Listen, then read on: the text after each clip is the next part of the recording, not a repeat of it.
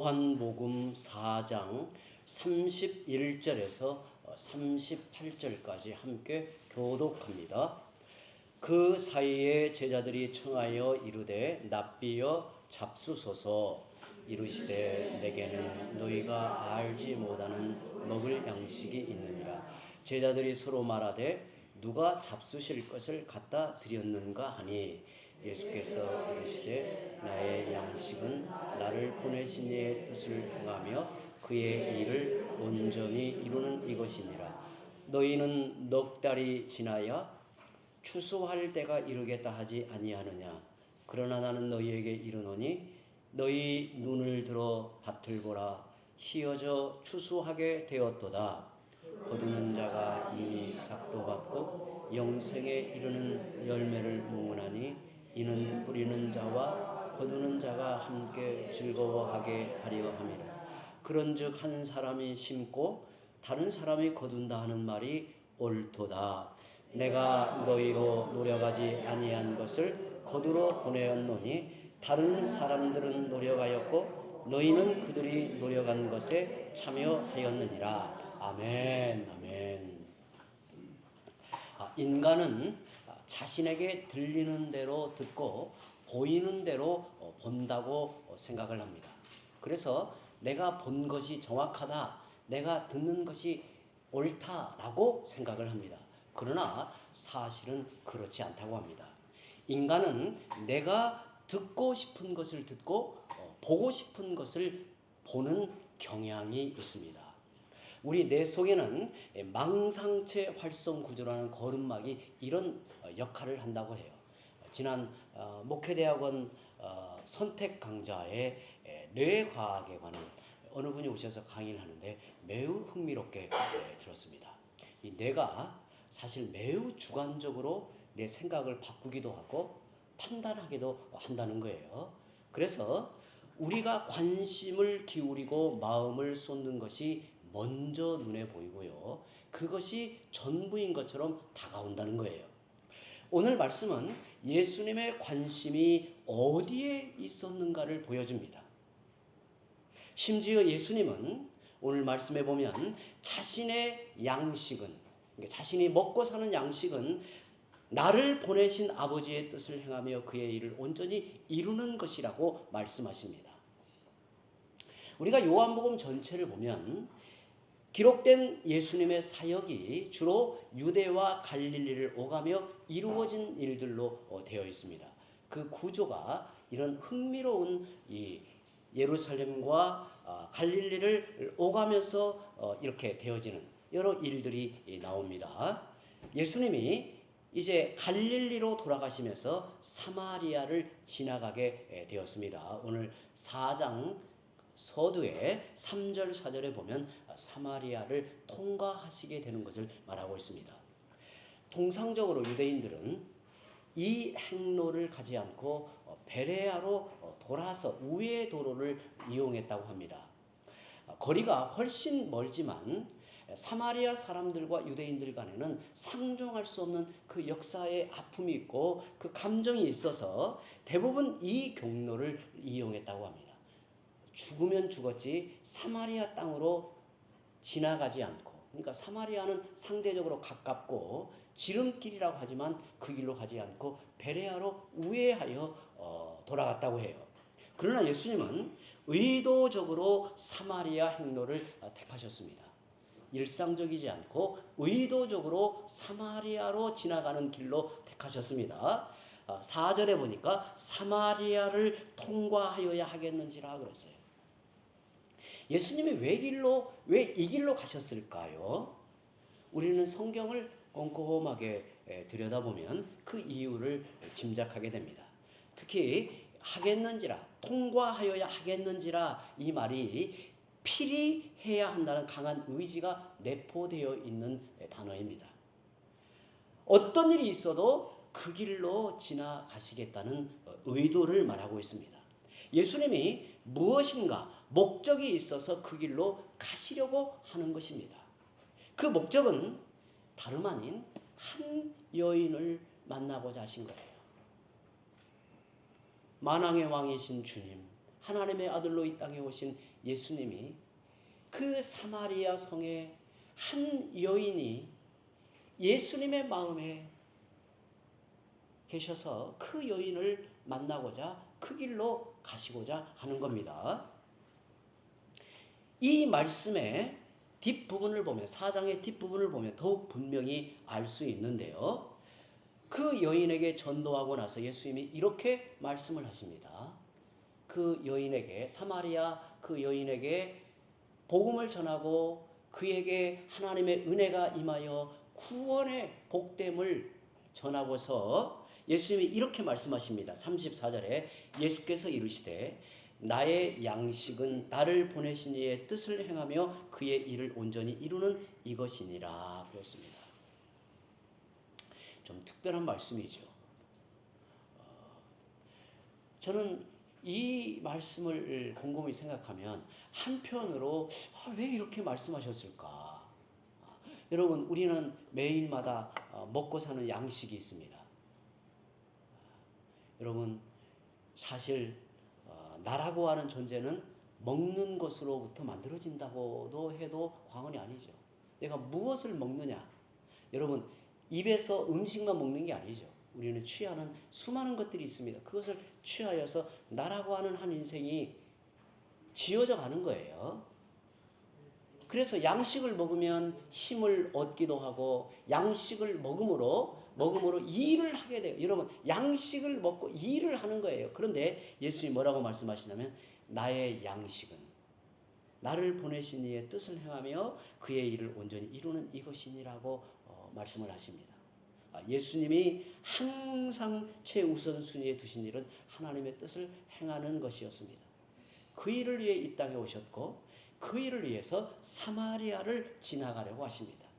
사마리아에서 행하시려는 구체적인 하나님의 뜻이 무엇입니까? 먼저는 영적 갈증에 목말라 하는 한 여인을 구원하시고자 하는 것이었어요.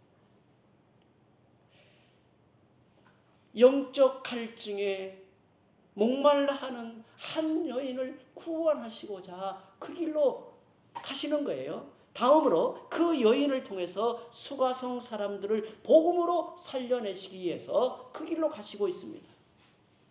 거룩하신 주님, 거룩하신 하나님이 그 땅에 한 부정한 여인을 만나기 위해 이 경로를 택하시는 게 우리에게는 충격이 아닐 수가 없어요. 충격이 아닐 수가 없어요. 우리는 예수님의 관심과 열심이 어디에 있었는가를 배워야 합니다. 요한복음 4장에는 중요한 말씀을 하고 있습니다. 예배나 세례의 문제를 말하고 있지만 사실 4장, 요한복음 4장에서 중요하게 주님이 말씀하고자 하는 것은 한 영혼을 구원하시는 전도를 우리에게 보여주고자 하는 거예요. 하나님의 관심과 열심을 가르치는 목적으로 기록된 것이라고 저는 보여져요. 하나님의 아들이신 주님이 한 여인을 만나기 위해 예루살렘을 떠나 다음 날 정오까지 온몸이 지치도록 험한 길을 걸어오신 것입니다. 놀랍지 않나요? 예루살렘을 떠나 다음 날 정오가 되기까지 온몸이 지치도록 험한 길을 걸어오셨습니다. 우물가에 오신 예수님이 앉으셨다고 하는데 그 앉으셨다는 그 표현이 그야말로 온몸 힘이 하나도 없어서 덜썩 주저앉았다는 그런 표현이에요. 덜썩 주저앉았다는. 예수님은 이 땅에 오셔서 여러 가지 일들을 하셨습니다. 제자들을 부르시고 그들과 함께 지내시며 훈련하시고 연약한 자들을 위로하시고 찾아가시고 병든 자들을 치료해 주시고 무리들에게 말씀을 가르치셨습니다. 하지만 이 모든 일들의 목적은 하나였습니다. 잃어버린 영혼을 찾아 구원하시고자 함이었어요. 인류가 타락한 이후에 변하지 않는 하나님의 뜻이고 거룩한 계획입니다. 전도는 예수님의 본업이었고 전 삶의 목적이었습니다. 마가복음 1장 38절에 보시면 이르시되 우리가 다른 가까운 마을들로 가자 거기서도 전도하리니 내가 이를 위하여 왔노라고 예수님이 이 땅에 오신 목적이 무엇인가를 분명히 밝힙니다. 성도 여러분, 예수님은 우리도 이와 같이 살아가기를 원하십니다. 예수님을 만나 복음을 듣고 변화된 여인은 지체 없이 동네로 들어가서 외쳤습니다. 29절에 보니까 내가 행한 모든 일을 내게 말한 사람을 와서 보라. 신기한 거죠. 신비로운 거죠. 이는 그리스도가 아니냐. 그가 예수님에게 복음의 말씀을 듣고 영생의 소식을 듣고 하나님의 은혜를 알고 그가 복됨을 아는 순간에 그의 인생의 걸음이 마을로 향했어요. 마을로 들어갔어요. 그리고 외쳤어요. 사실 그 여인에게는 숨기고 싶은 자신의 치부가 있었어요. 그래서 사람들의 눈을 피하여 정오 한낮에 물을 기르러 나왔어요. 사람들의 이목이 부끄러웠기 때문이었겠죠. 자신의 숨기고 싶은 치부가 드러나는 것도 두려워하지 않았습니다. 이제 그녀에게 가장 중요한 것은 사람들에게 그리스도를 알리는 것이었습니다. 그 여인의 말을 들은 동네 사람들이 예수님을 보러 나옵니다. 39절에 여자의 말이 내가 행한 모든 것을 그가 내게 말하였다 증언하므로 그 동네 중에 많은 사마리아인이 예수를 믿는지라 그랬어요. 간단히 이렇게 말씀하고 있지만 이 상황에서 예수님이 사마리아 많은 사람들을 대하여 이런저런 말씀을 하셨을 것이고 그리고 그들 마음에 그리스도가 깨달아지고 그리스도를 구주로 받아들이는 은혜의 역사가 나타나는 거예요. 부족하고 허물 많은 한 여인을 통해서 사마리아 지역의 영적 부흥이 임하게 된 겁니다. 대부분 성도들에게는 전도가 부담가침으로 다가옵니다. 요즘 같은 시대 속에서 누군가에게 예수 그리스도의 그 복됨을 전하는 것은 부담이에요. 우리가 느끼고 있듯이 불과 10년 전, 15년 전, 20년 전에 이 영적 분위기 시대의 상황과는 정말 달라가고 있어요. 달라지고 있어요. 우리 성도들도 그렇게 느끼실 거예요. 제가 22년 전에 진상에 와서 제가 하나님 앞에 먹은 이 여러 가지 굳은 결심이 있었어요. 굳은 결심. 그 중에 하나가 뭐였냐면 저는 하나님의 은혜로 저희 신학교에 들어가서 개혁 신앙을 배우고 개혁 교회의 그 영광, 아름다움을 깊이 깨닫고 목사로 어떻게 살아가야 하는가를 확신하면서 진성에 와서 제가 스스로 자신에게 이 결심한 것은 뭐냐면 개혁교회 목사로서 전도하는 일에 게을리 해서는 안 된다라는 생각을 굳게 먹었어요.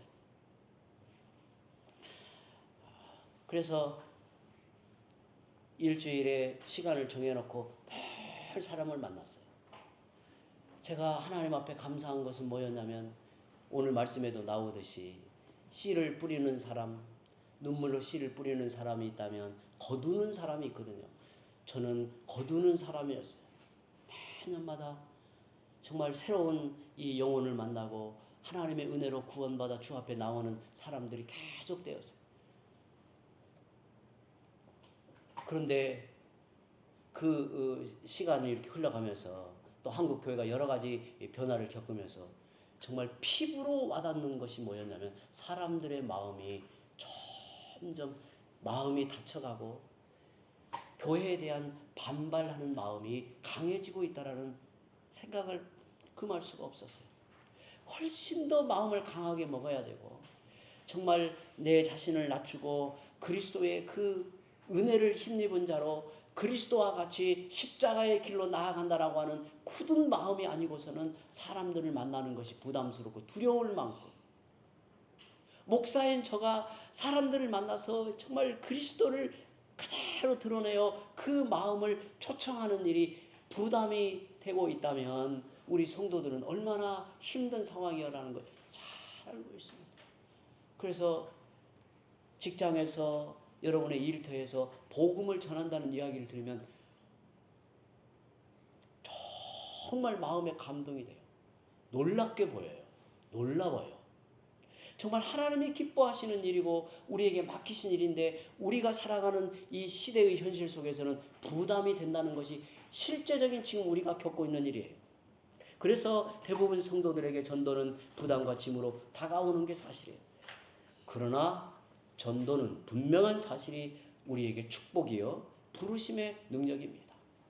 예수님에게는 전도가 이 땅에 오신 목적이었어요.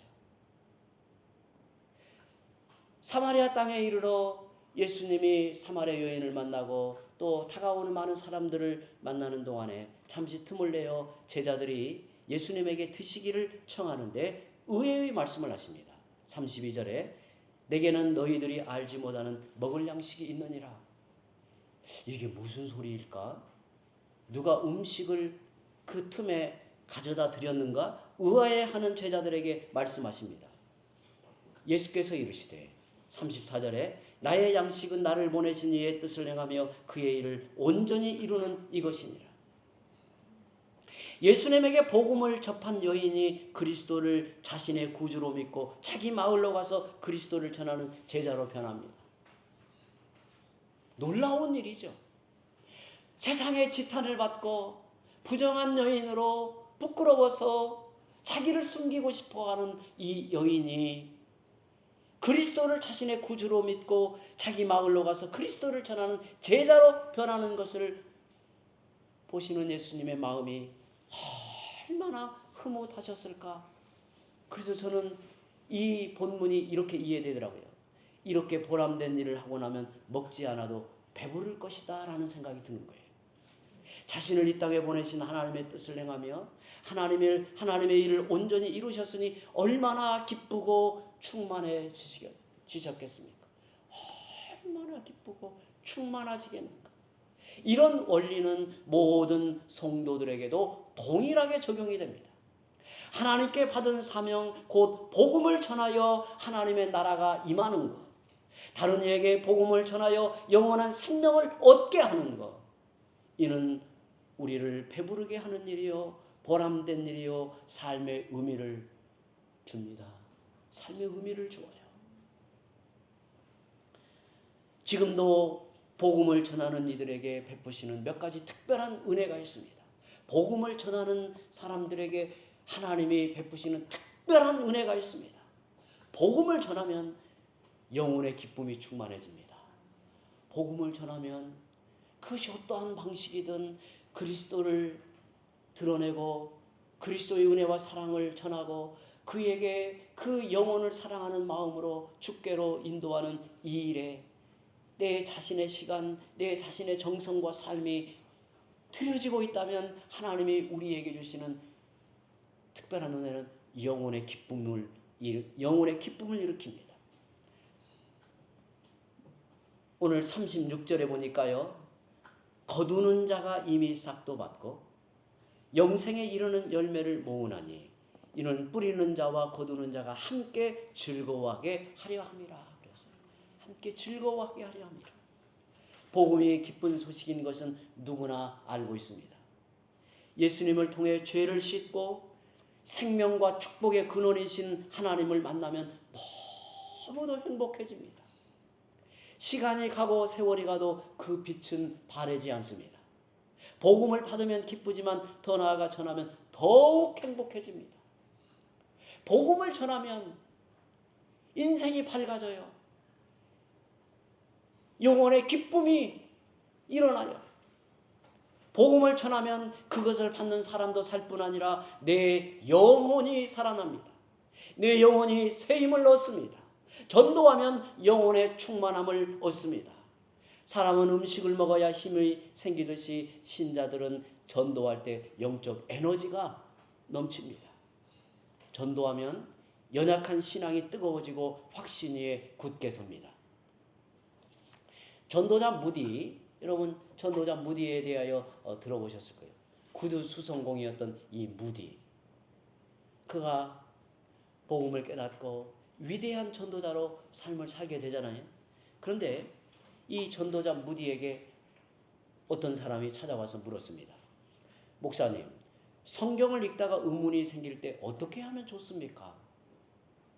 성경을 읽다가 이런 의문 또 저런 어떤 의심이 일어났는가 보죠. 그래서 물었어요. 이럴 때는 어떻게 하면 좋습니까? 만약에 여러분이라면 뭐라고 대답해 주시겠어요?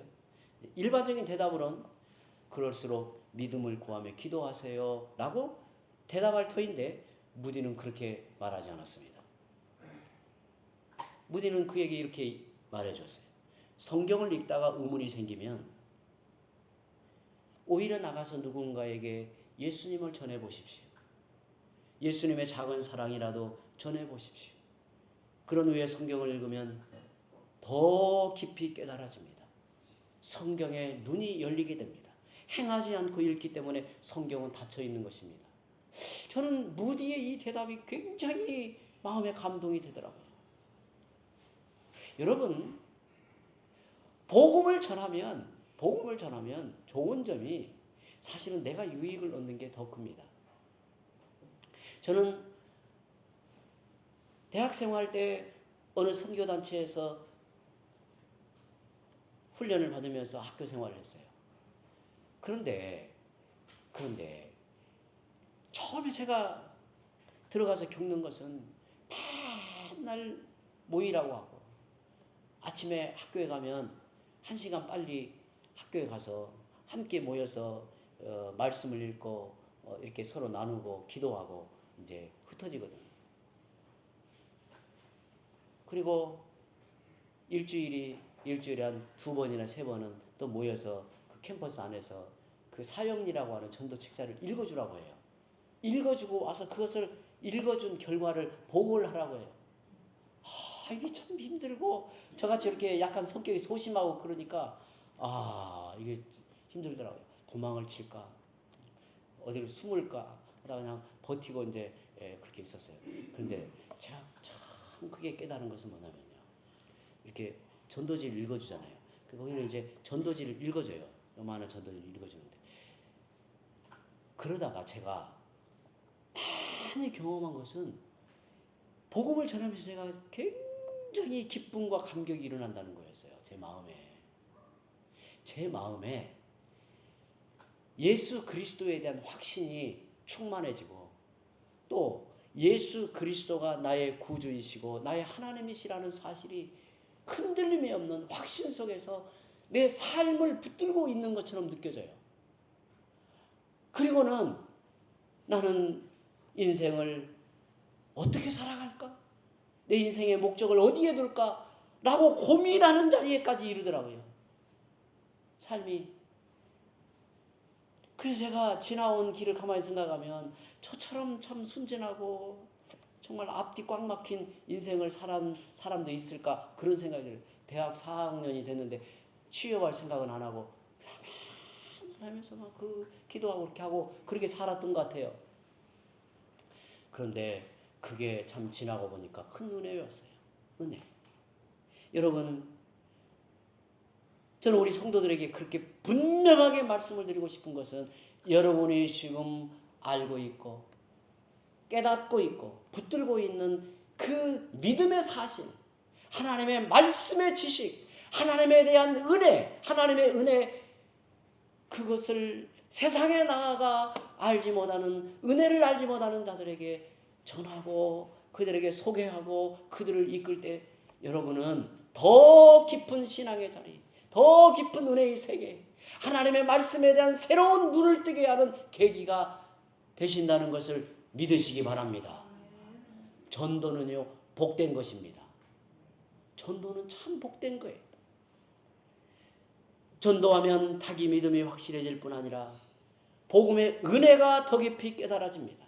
저는 이렇게 표현하고 싶어요. 전도는 영혼의 운동과 같다 그래요. 운동.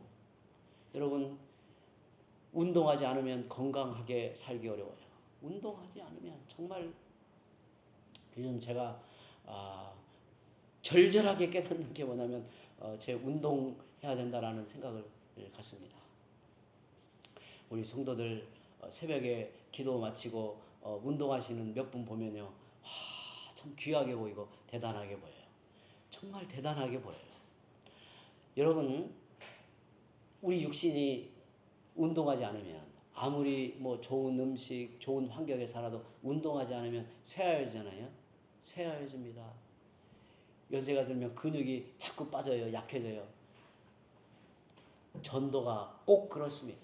전도는 영혼의 운동과 같아요. 매일 운동하여 몸을 단련하면 건강해지듯이 전도는 우리 영혼을 강하게 하고 담대하게 만듭니다. 신앙생활은 본질에 충실하면 하나님이 나머지는 책임져 주십니다. 하나님의 뜻을 행하는 것이 성공적인 삶의 비결입니다. 예수님의 성공적인 사역의 비결은 무엇일까요? 요한복음 8장 29절에 나를 보내신 이가 나와 함께 하시도다. 나는 항상 그가 기뻐하시는 일을 행함으로 나를 혼자 두지 아니하셨느니라. 하나님은 온 세상보다 크시고 강하십니다. 성부 하나님이 예수님과 함께 하시니 어떻게 승리하지 않을 수 있었겠습니까? 예수님의 33년의 생애가 성공적인 삶이 되었던 이유도 여기에 있는 것입니다. 오늘 말씀에서 보여주는 예수님의 모습은 우리의 관심이 어디에 있어야 하는지, 무슨 사역에 집중해야 하는지를 제시합니다. 전도는 교회의 최우선 순위가 되어야 합니다. 전도를 잊어서는 안 됩니다. 전도를 놓쳐서는 안 돼요. 우리 교회가 전도만을 위한 교회가 될 수는 없죠. 교회가 진리 안에서 자라가고 또 진리를 보존하고 계승하고 진리 안에서 교회가 세워져 가야 돼요. 그런데 항상 또 하나의 목적은 복음 전도에 있다는 사실을 놓치면 안 됩니다. 생명을 살리는 일은 이곳에 우리 교회가 존재하는 목적입니다.